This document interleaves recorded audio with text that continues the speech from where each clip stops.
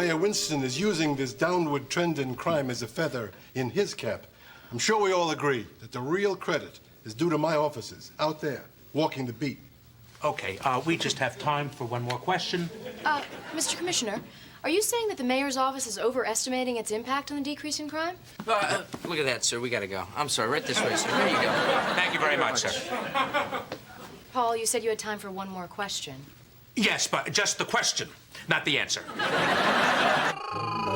Black man up. Yo, nobody's protected. Yo, 666, watch your back. Don't get caught in a rapture. Yo, AIDS, Moses, the plague. Watch your back. Pharaoh. Andy No is a Portland-based journalist. He's an editor with Quillette magazine. He has a really brave, fascinating piece in the New York Post all about a spate of hate crimes that aren't over in the city of Portland. Andy joins us on the line right now. Andy, thanks so much for joining the Ben Shapiro Show again. It's a pleasure to speak with you once again. Thanks for having me on. So, Andy, you've done some deep dives into a lot of the allegations made about hate crimes in Portland. What you found is pretty disturbing. Maybe you can tell us the story of what were these supposed hate crimes and what happened when you looked into them. Yeah, so the city of Portland had a bit of its own series of Jussie Smollett-like allegations. So in February, there was a shocking story that went viral on GoFundMe. There was a trans activist who was allegedly beat unconscious with a bat by right-wing assailants. Now, days after that, another woman came forward on social media and said that her partner had been confronted randomly in Southeast Portland by people in a car who pulled over, called her a homophobic slur, and threw a can of beer so hard at her face that she fell down and was bloodied. These stories went viral locally, and then from there, 2 stories spawned to 5, 7, 10, and eventually 15 allegations of random brutal beatings, attempted killings. Even one person even alleged that their friend had almost been kidnapped. There were horrific stories. They spawned a panic. The mayor brought attention to this. Even the car company Lyft, they issued a advertisement warning people about remaining safe and they should use Lyft in order to get around. People sent out alerts and messages warning the queer community to carry mace and to go around in groups. Meet Stennifer Lore Semi, a deep-fake mashup of actor Steve Buscemi and actress Jennifer Lawrence. This deepfake video portrait uses Buscemi's face on Lawrence's body, along with her facial expressions.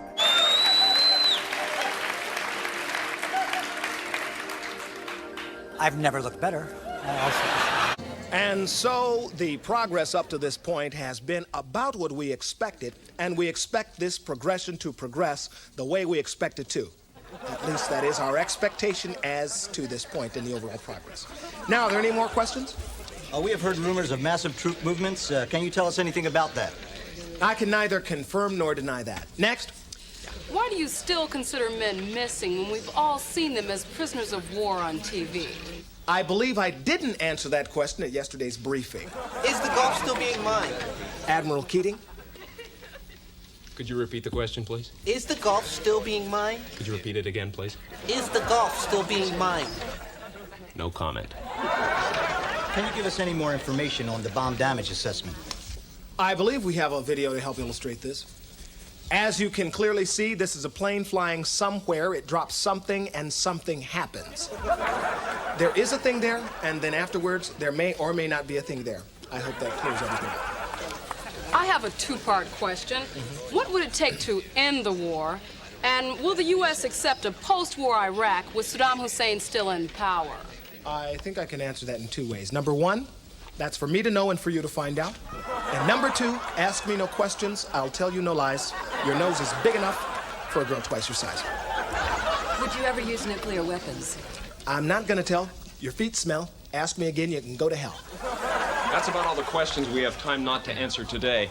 The attachés will be handing out printed copies of all the information we didn't give you.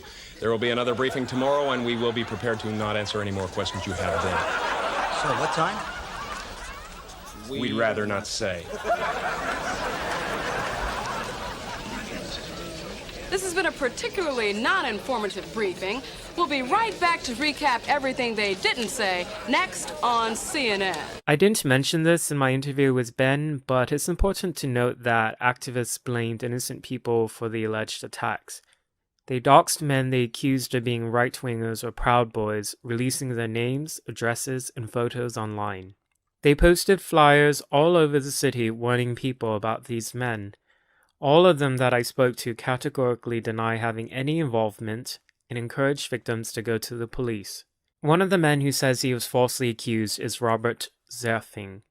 He started receiving death threats every day because he used to have a maroon car and was photographed at a conservative rally. Jenny Brusso alleged in her social media post that her partner's attackers drove a maroon-colored car. Mr. Zerfing showed me documentation that his vehicle was repossessed more than 3 months ago. Now back to my interview with Ben.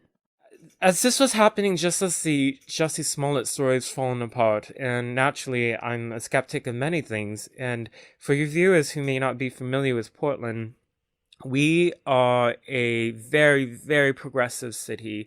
Some of your viewers may have seen footage of Antifa basically taking over some of our streets in downtown with impunity. And so we're an extremely gay-friendly city. So to hear that there were these marauding right-wing gangs going around with bats, with hammers, with wooden planks, beating people, trying to kill them, I was shocked. And I could find little to no corroborating evidence. So that was the first flag to me. So what I did was I initiated some public records requests. And I found that out of the 15 allegations, only one was reported to police, and the details in that police investigation are entirely different than what was claimed in the GoFundMe. In the GoFundMe, it said that she was walking late at night and these people had to come up and beat her unconscious on the head with a bat, that she had to go to the hospital. Well, in the police report, they found that she was so intoxicated she could not or would not even say her name. When she got to the hospital, she says that she thinks she was assaulted, but she doesn't know or remember what happened. It was only the day after that the fundraising campaign mentioned all these details, which were never reported to police, by the way, and it was very successful. Over $10,000 was raised within days. When I reached out to all these alleged victims, I was ignored, then I was blocked, which is another flag. So my story is just, people were maybe hoping that this would just go away in the weeks since, but I'm determined to just shine a light on what's happening here. And this is not the first panic that Portland has had. We've had several others in the past, and people don't seem to learn their lessons. What's that all about, Howard? Huh? I mean, do you know how much heat I take in defending your budget with the city council? I mean, if it was up to them, the police force would be you and 8 guys in a cab going to and from the crime scene. Maybe I'd be better served with a police commissioner who understood that. Worth thinking about. You know what, Flaherty? I wouldn't mind him taking the credit if I thought he really respected what we do out there. Hell, he's the mayor. I'm sure he can fake it. With all due respect, sir, just a few rules if you want to be successful in city politics. One, don't shake hands during cold and flu season. 2, never kiss a baby unless you're absolutely sure it's a baby.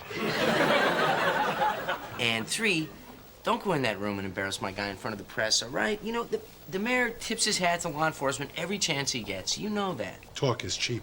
Couldn't even make an appearance at the policeman's ball. Okay, there you go, sir. See, that was my fault. We had your event on the schedule, but there were 2 parades that day and an Italian-American festival, and the mayor simply got caught up in an important business lunch with some Italian-American businessmen. Yeah, I saw him on the 6 o'clock news in a cannoli eating contest. What do you want him to do? Just give his title away? If you think it's been a problem up to this point, the fight against fake news is about to get a whole lot harder thanks to artificial intelligence. You've probably seen examples of this deepfake technology in videos on the internet. It's been used in many ways, from putting Steve Buscemi and Nicolas Cage's faces on pretty much any actor from any movie, to being used as a cautionary tale for fake news. BuzzFeed joined forces with actor Jordan Peele to demonstrate how scary this technology can be, and how we need to be careful about what we see and believe on the internet. Moving forward, we need to be more vigilant with what we trust from the internet. It's a time when we need to rely on trusted news sources. The AI technology that is creating these so-called deepfake videos has become more convincing at a rate that is terrifying. But what exactly are deepfake video portraits? How do they work? And do they have any practical uses? The latest development in this technology comes from an international team of researchers. They have created a deep learning AI system that is able to edit the facial expressions of actors to accurately match dubbed voices. In addition, it can tweak gazes and head poses in videos, and even animate a person's eyes and eyebrows to match up with their mouths. It works by using a model-based 3D face performance capture to record the detailed movements of the eyebrows, mouth, nose, and head position of the dubbing actor in a video. It then transposes these movements onto the target actor in the film to accurately sync the lips and facial movements with the new audio. The researchers suggest that one possible real-world application for this technology could be in the movie industry, where it could carry out tasks like making it easy and affordable to manipulate footage to match a dubbed foreign vocal track. It could also be used to essentially bring actors back from the dead, or even eliminate the use for actors altogether. These are possible practical uses of the deepfake technology, but it's difficult to look at this technology and not see the potential of malicious misuse. This technology, along with other AI applications, make it possible to synthesize voices of politicians like President Donald Trump or former President Barack Obama. It can manufacture speeches from people of prominence that were never actually made by them. Online disinformation like this, circulating through social media, could sway elections and cause a public distrust of community leaders. Last fall, a bipartisan group of US lawmakers expressed concern that this could undermine public trust, while others have warned that malicious foreign actors could use them to interfere in the 2020 US elections.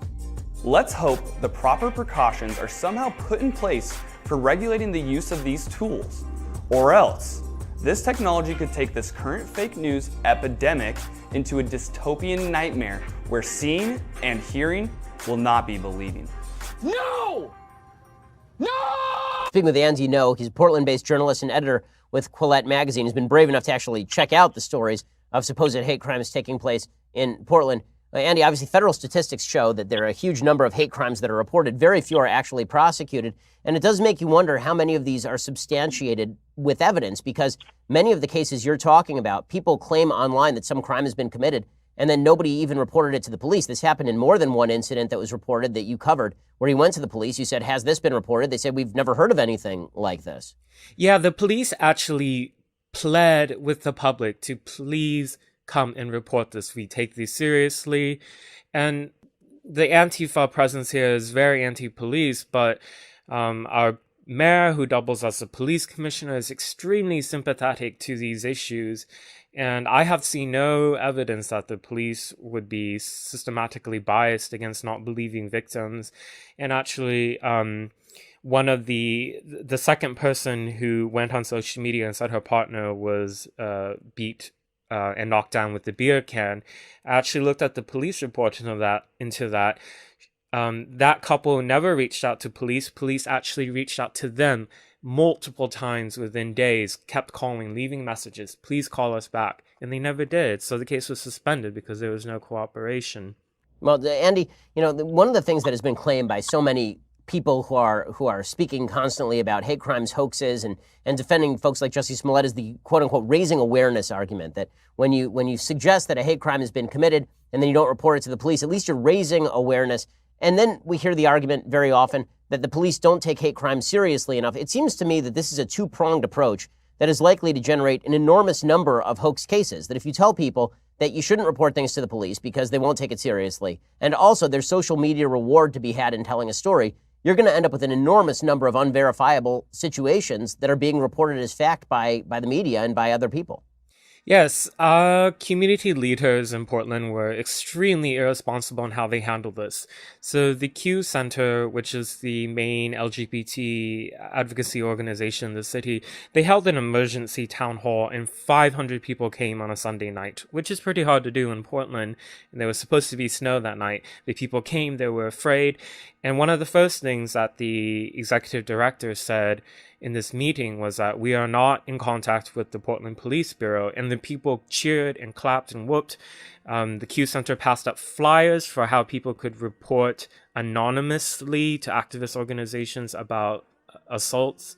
When I reached out to one of these main organizations, Portland United Against Hate, I asked them, what mechanisms do you have in place to vet and verify anonymous allegations? They stopped responding to me. Amazing, amazing. Well, Andy, doing really good work here. Final question for you here, Andy. When it comes to the Jussie Smollett case, which I know you've been following closely, what do you make of the Chicago district attorney's or state's attorney's decision not to prosecute in that case? Will there be any follow-up from the police on any of these hate crime hoaxes, what appear to be hate crime hoaxes? I mean, what is the best way for law enforcement to deal with situations like this so that we stop incentivizing people to make false reports? The way that concluded was seems so dirty, and if the media reports are accurate, I really hope that the FBI is looking into how this played out in the end. As is well known now, FOIA releases of Kim Foxx's communications with Jussie Smollett's friend, Miss Chen, who was a former employee for Michelle Obama. Kim Foxx communicated with her as well as with a unnamed family member of Smollett, and she did not formally recuse herself from the office, so she was either misrepresented her what happened to the media or was dishonest. I stand by the police in what they found. We are very lucky that we even got the police reports that were released that morning, and then a court order was quickly revised to prohibit the police from releasing any more evidence to the public. I hope that the FBI is looking into this, because it seems like the politics of Chicago is not allowing justice to play out. Well, Andy, thanks so much for doing what you're doing. It really is brave, and you've taken enormous amounts of abuse for it from many people, particularly on Twitter, including the people who you've asked for answers on this stuff who are now fibbing about your exchanges. So thanks for doing the work a lot of mainstream media journalists won't do, and actually following up on accusations without simply just reporting them as alleged. Andy is Portland-based journalist, editor with Colette. Is my only inspiration. Abraham is the father of many nations. The tree of life is my only inspiration. Abraham is the father of many nations. Abraham is the father of many nations.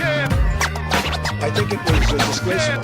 Abraham is the father of that many nations. The intelligence agencies allowed any information that turned out to be so false and fake out.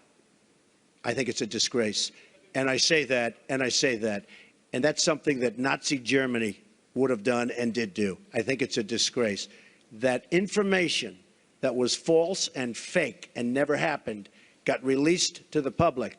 As far as BuzzFeed, which is a failing pile of garbage, writing it, I think they're going to suffer the consequences. They already are. And as far as CNN going out of their way to build it up, and by the way, we just found out, I was coming down, Michael Cohen.